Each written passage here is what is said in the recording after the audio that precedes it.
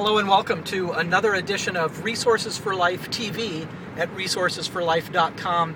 My name is Greg Johnson, and this is a brief video about the current disaster relating to the BP oil rig that everybody seems to know about today. It's in the news, millions of gallons of oil gushing into the ocean.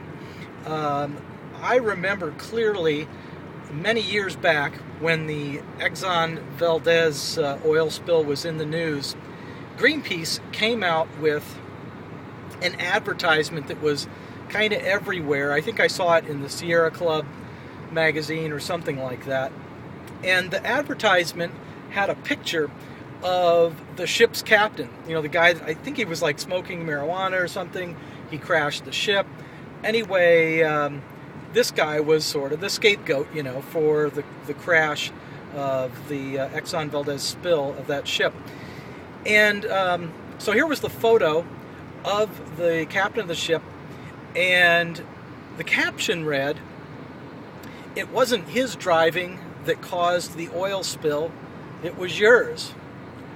And I was sort of taken back by that. I thought, what, Greenpeace is like blaming me for some kind of oil spill? I mean, it wasn't my fault, But the advertisement went on to explain that, the high demand for oil, for petroleum-based products, car fuel, is what fuels these disasters, And I had a revelation at that point with my own thinking about activism.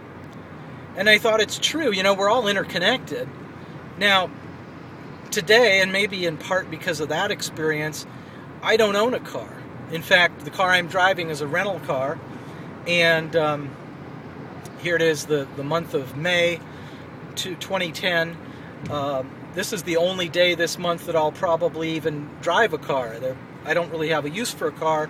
I've intentionally chosen to live close to where I work, so that I don't have to rely on vehicles, so that I don't have to be part of the problem.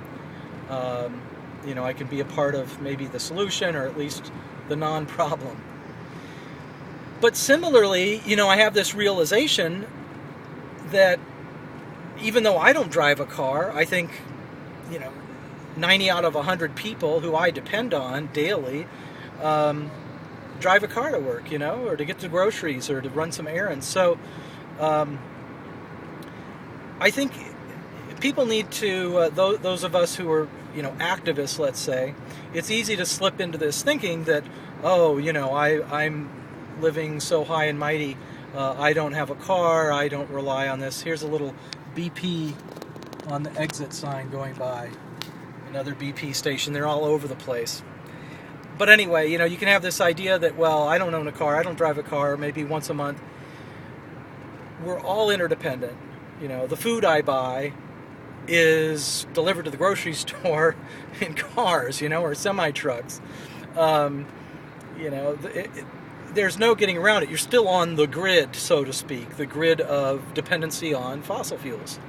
Similarly, I am a vegetarian because of concerns about animal welfare, animal cruelty, that type of thing. And so I choose not to eat meat. I don't want to support the industry in that way, and I want to make choices that promote compassionate nutrition.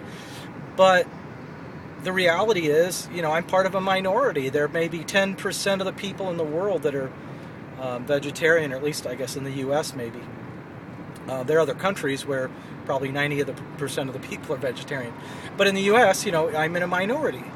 And there is again, 90 out of 100 people that I depend on every day, they eat meat. So even though I don't personally eat meat, I'm again on the grid, so to speak, of a society that depends on meat for nutrition. So as a result of these realizations, recognizing our interdependence, I think that an approach to activism needs to be less sensational, and I've written articles on, failed activism gone bad, that what we need to do is, rather than focusing on the problems, we need to redirect our energy, our creativity, our passion, and our compassion to finding solutions that make those problems irrelevant, you know? And so what I've been trying to do is live a life that explores and demonstrates solutions for example, urban living, riding a bicycle, walking to work, rather than relying on living in the suburbs and driving to work every day. So promote solutions that make the problems irrelevant. Don't just go out and, you know, stand on the corner and protest whatever. You know, okay, come up with something better, you know. Similarly, with the meat industry, I'm not going to get out there and, like, protest the meat industry. It's a waste of time. You know, I'll come up with a really tasty, locally grown, organic, vegan, you know, patty, food product of some kind. You know, that's a solution.